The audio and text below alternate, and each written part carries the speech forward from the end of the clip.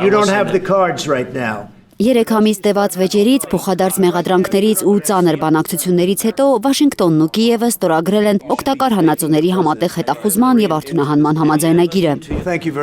Փաստաթուղթը 12 էջանոց է։ 1 ամիս առաջ Կիևին փոխանցված ամերիկյան տարբերակը ավելի քան 90 էջ ուներ։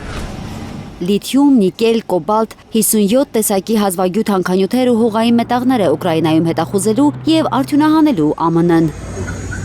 Վաշինգտոնը այս համաձայնագրով նաև ձգտում է նվազեցնել կախվածությունը Չինաստանի օգտակար հանածոներից։ Կիևյան տորթից մեծ կտոր է պոկում Թրամփը։ Նա ակնկալում է ավելի քան $350 միլիարդ ստանալ այս գործարքից։ Հետ բերել Ուկրաինային Բայդենի տված փողերը մի բան էլ ավելի։ Համաձայնագրով կստեղծվի վերակառուցման ամերիկա-ուկրաինական ներդրումային հիմնադրամ, որը ըստ կողմերի կարագացնի Ուկրաինայի տնտեսության վերականգնումը։ Վաշինգտոնում կնքված պատմական փաստաթուղթը դեռ պետք է վավերացնի Ռադան։ Համաձայնագիրը հստակ ազդանշան է տալիս Ռուսաստանի ղեկավարությանը, որ Թրամփի վարչակազմը հանձնառու է ազատ, ինքնիշխան եւ բարգավաճ Ուկրաինայում խաղաղության երկարատև գործընթացի համար։ Ժամանակն է, որ այս դաժան եւ անիմաստ պատերազմն ավարտվի։ Ամերիկա-ուկրաինական ազդանշանին Ռուսաստանի անվտանգության խորհրդի փոխնախագահ Դմիտրի Մեդվեդևն է պատասխանել։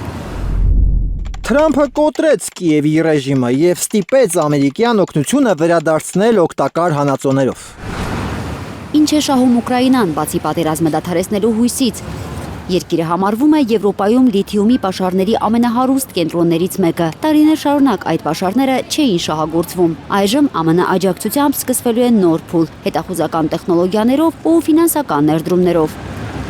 Այս գործարքը երկակի նշանակություն ունի։ Մի կողմից Կիևը կարող է վերականգնել պատերազմի պատճառով գրեթե ոչնչացված տնտեսությունը, մյուս կողմից պաշտպանական ռեսուրսները համալրել պատերազմը շարունակելու համար, կարծում են փորձագետները։ ԱՄՆ պետքարտուղար Մարկո Ռուբիոյի կարծիքով այս գործարքը պատերազմը դադարեցնելու կարևոր քայլ է։ Այս գործընկերությունը ուղերձ է թե Ուկրաինայի ժողովրդին, թե նրա հակառակորդներին։ Խաղաղության հույսը այս գիշեր մնացել է գրոհային ԱԹՍ-ների հարձակման տակ։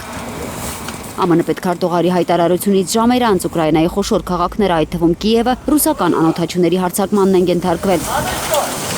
Օդեսայում առնվազն 2 մարդ է զոհվել, 5-ը վիրավորվել։ Ուկրաինայի զինված ուժերը հարձակվել են Խերսոնի մարզի ռուսական վերահսկողության տակ գտնվող Ալեշկի բնակավայրի վրա, 7 զոհ, 20 վիրավոր կա։ Լավ չեն Կիևի գործերը Կուրսկում, ուկրաինական ուժերը գրեթե ամբողջությամբ դուրս են մղվել։ Այստեղ այնտեղ մի քանի հոգի են մնացել լքված իրենց հրամանատարների կողմից։ Պուտինն է այս մասին հայտնել Մոսկվայում երիտասարդ գիտնականների հետ հանդիպմանը։ Այնտեղ դեռ ուկրաինացի զինվորների փոքր խմբեր կան։ Նրանք թաքնված են նկուղներում եւ ապաստարաններում։ Մենք լսում ենք ինչ են ասում։ Տարհանում են խնդրում իրենց հրամանատարներից։ Իդեպ մենք նրանց հանձնվել ենք առաջարկում։ Ոմանց հետ ենք ուղարկել իրենց ծառայակիցների մոտ զենքը վայր դնելու առաջարկով։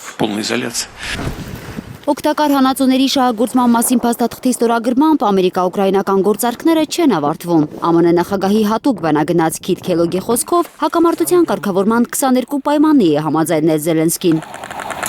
Fox News-ի եթերում նա ասել է, որ ԱՄՆ-ն պատրաստ է մասամբ ճանաչել Ուկրաինայի տարածքներում ռուսական ներկայությունը։ Ուկրաինան էլ պատրաստ է տարածքային կորուստների փաստացի ճանաչմանը, բայց ոչ դրա իրավական ամրագրմանը։